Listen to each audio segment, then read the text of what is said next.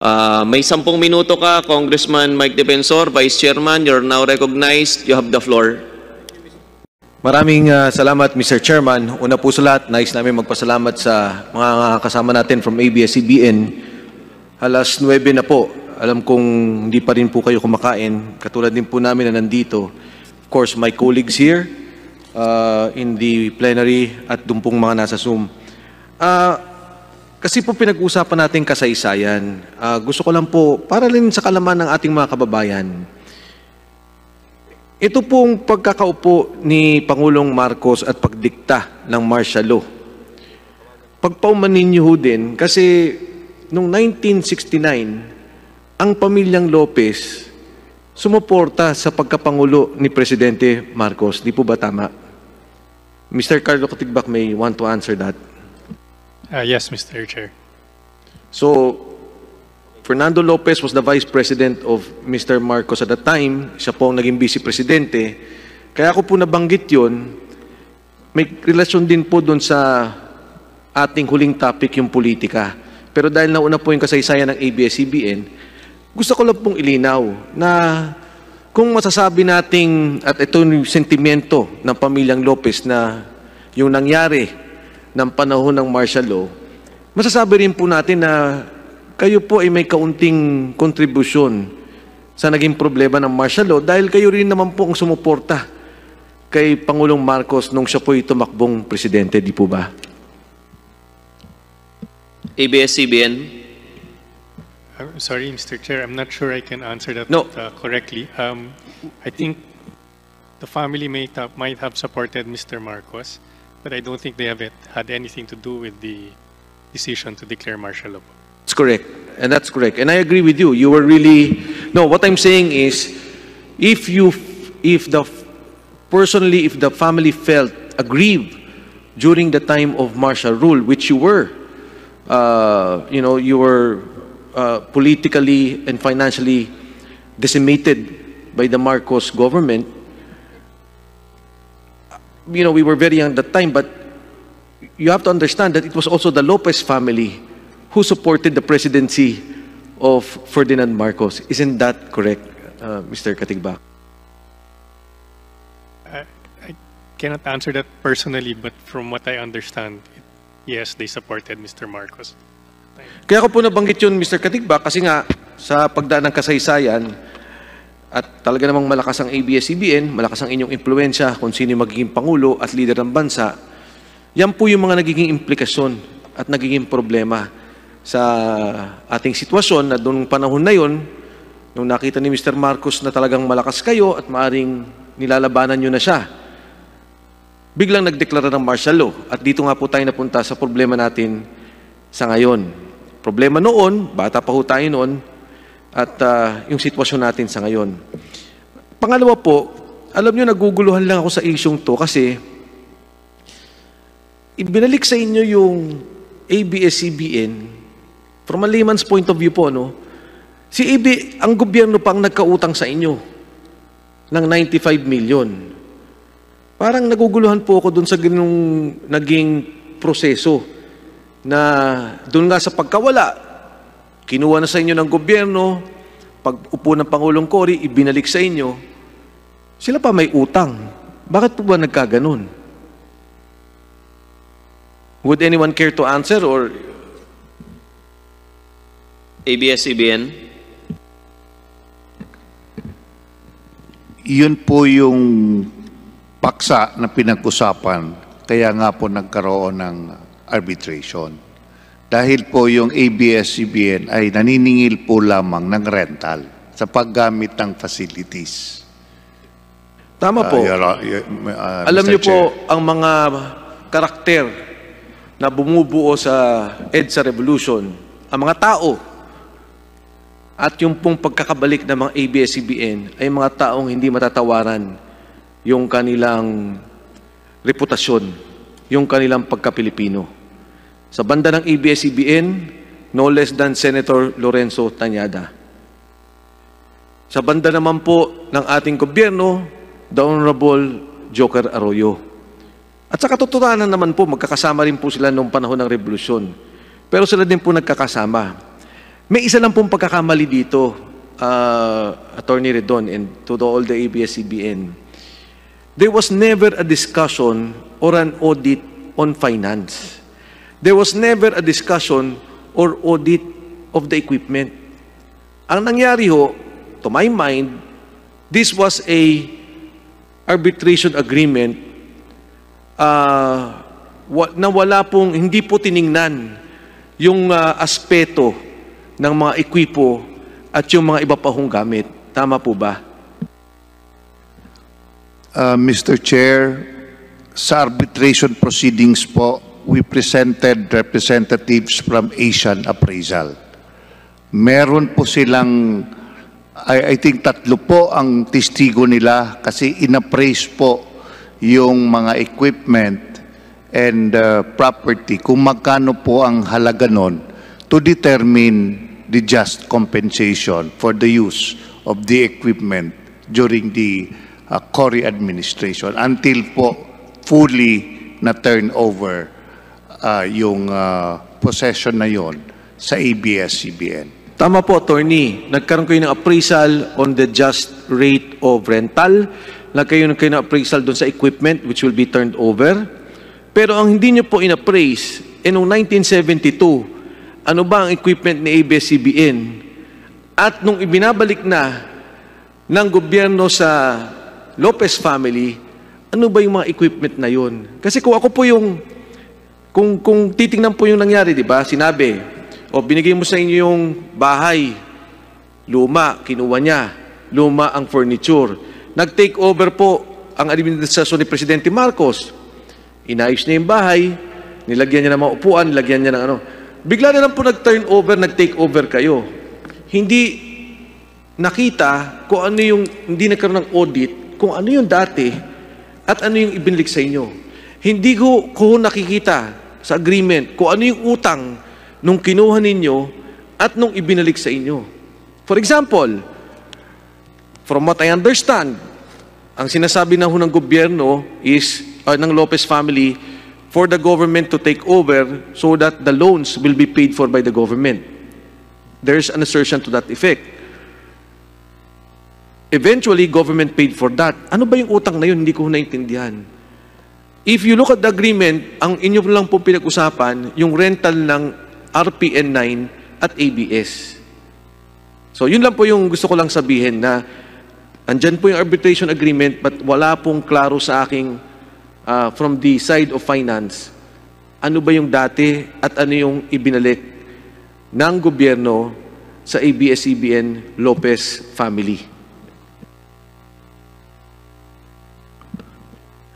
Tulad po ng sinabi ko po, nagkaroon po ng appraisal. Kasi nga po, kung babasihan po natin from 1972, definitely po, may mga nawala na rin pong mga facilities. From 1972 to 1986, matagal po yun. So, nung ibinalik na po, ay kung ano lamang po yung meron po kasing, I think there was an inventory na we even also presented witnesses ng mga dating empleyado ng ABS-CBN. Sila po nagpatunay na nung tinake over po yan since martial law or even until nung martial law po, ay yun po yung mga existing na mga ekwipo ng ABS-CBN. Okay po, Mr. Chairman. Anyway, let's not argue on that. I would just ask the PCGG because from a letter of Commissioner Mildred Aguilar Flyder of the PCGG, and if I may just cite yung pong sinabi niya, although our orders of July 17 and 21, 1986 limited the transfer of said assets, which are the broadcast equipment, to only the use and physical possession thereof without prejudice to the final adjudication of ownership and title thereto.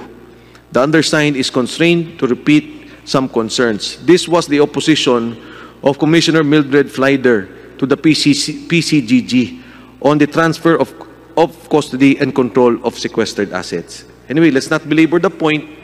Andyan na naman po yan. I just wanted to raise. And if I may ask PCGG to submit that letter to the committee. Ang huling tanong ko po, Mr. Chairman, At siguro naman ho, sa history, I do not know when this will be taken up. Noong 2010, 2014 ho, nagsubmit na kayo ng renewal. Ano po nangyari? Kasi ngayon ho, under COVID, under pressure, 10 months, pinipilit nating aprubahan pag-usapan tong prangkisa. You can imagine, noong pong 1986-87, ibinalik ng Pangulong Aquino sa inyo ang prangkisa. In 2014-2016, the President is the son of former President Cory Aquino. I would think there is, at some point, some congruence in terms of principles, in terms of perception, no, or political camp, if you may, meron po kayong pagkakaisa sa isip at kampo pampolitika ng Pangulong Noynoy Aquino. Ano pong nangyari 2014 at hindi napursu ang inyong prangkisa? I can only answer factually, Mr. Chair, that there was no hearings scheduled for the franchise in I think it was the 16th Congress. Kahit isa pong pandinig sa prangkisa ng 2014? Sorry po, there was one hearing. There was only one hearing scheduled po.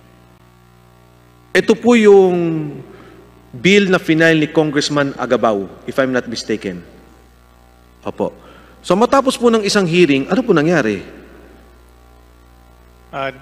It was not acted on by the committee, Mr. Chair. Kasi alam niyo po, Mr. Katigbak, ito pong sitwasyon namin, and I think I can speak for some who are asking questions.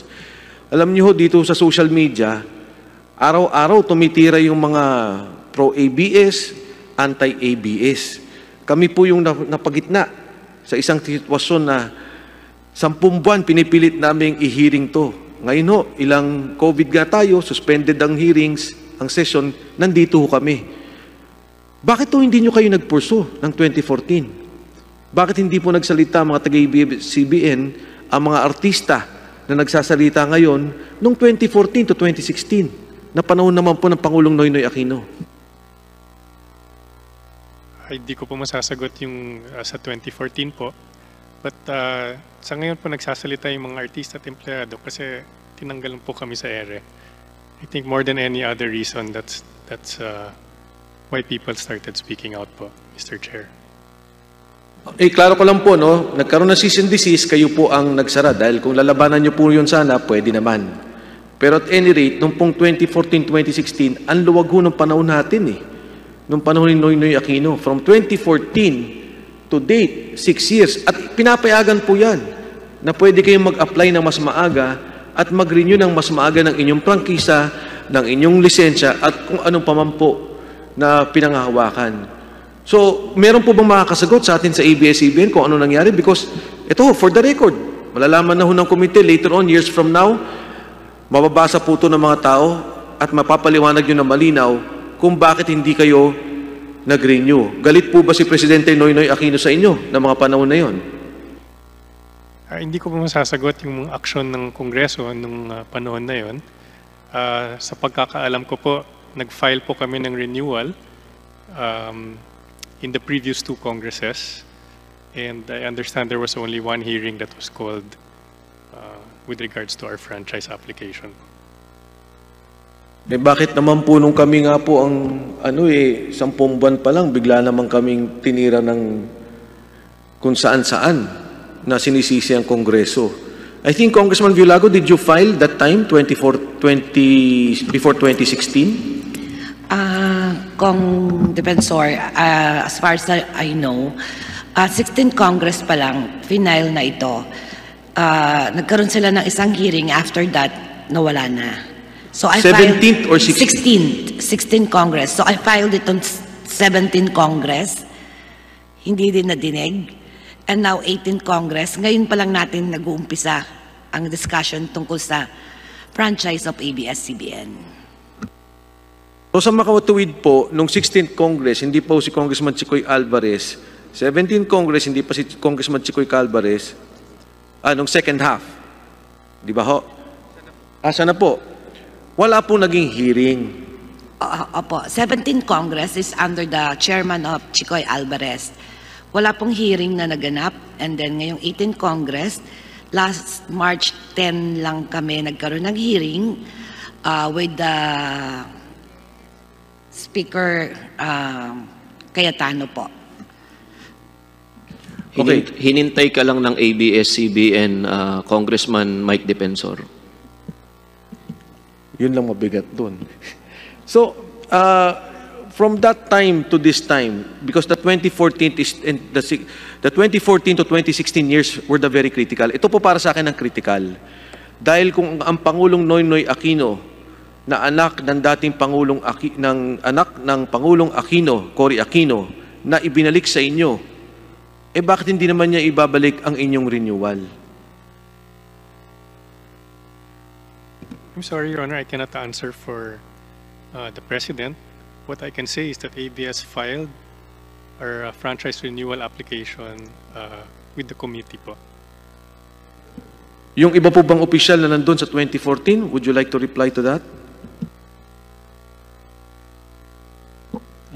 Mr. Chair, if I may add, no. I think at that time, nung hindi na siya gumalaw, we felt that we had time pa naman, so we didn't pursue it at that point when it was not moving anymore. So I think that's why it was refiled again in the 17th Congress. So yun yung nangyari po. The 16th Congress was the time of President Noynoy Aquino. And you were thinking the 17th Congress and the 18th Congress. Yes, Mr. That could be pursued. So again, was there any problem with President Noynoy Aquino or any of the officials of President Noynoy Aquino? Because Chris Aquino was there in 2014 with ABS-CBN. Is that not correct? Yes, Mr. Chair. Oh, yun naman po. Talent nyo si Chris Aquino. Ang Presidente Noynoy Aquino, anak ng President Cory Aquino. Ako po yung nagtataka, ba't hindi nyo na rin yun ang panahon na yun? Ang tanong po ni Congressman Mike Defensor ay nagkatampuhan po ba kayo nung panahon na yan? Mr. Chair, I think yung negosyo ho namin sa ABS, I think it's quite normal ho na every administration nagkakatampuhan naman at some point kung may mga hindi magandang lumalabas. But I cannot cite any specific issue at that point na with the President Aquino at that point, na hindi natuloy dahil doon. Nakausap niyo po ba si President Aquino, Mr. Lopez, Mr. Katigbak? Tungkol sa franchise po, hindi po namin pinag-usapan yun. Pag-uusap lang po na itong approval, hindi niyo napag-usapan? Hindi po. Wala po kayong idinulog kay Pangulong Noynoy tungkol dito sa prangkisa ng 2014 to 2016? Personally po, hindi ko kinausap si Presidente tungkol sa prangkisa ng ABS po. Mr. Lopez, would you have any No, Mr. discussion? Chair, I'm not aware at that point. Chris Aquino po, hindi niyo kinausap na tumulong para ininyo yung prangkisa? Ako, hindi rin po. Kayo po, Mr. Lopez. Hindi rin po at that time. Parang kayo ho ata may kasalanan kung ba't di kayo na rin yun ng 2014 to 2016. Hindi ho kayo nakipag-usap sa mga dapat kausapin. At tama po kayo, naintindihan ko.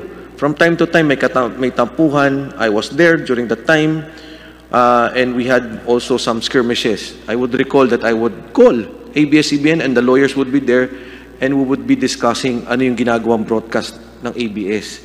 No? Pero, you know, it is, again, if you look at the history of ABS-CBN and the Lopez family, natanggal po sa inyo yan, na ibalik sa inyo ng Pangulong Cory, pero seemingly hindi nyo na ibalik when the talent was Chris Aquino, the daughter of President Cory Aquino, and the President is Noynoy Aquino, the son of President Aquino.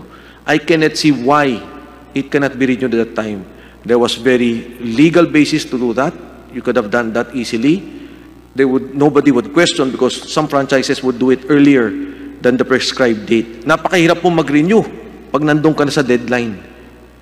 And there was no moral, to my mind, problem if you had pursued a renewal at that time.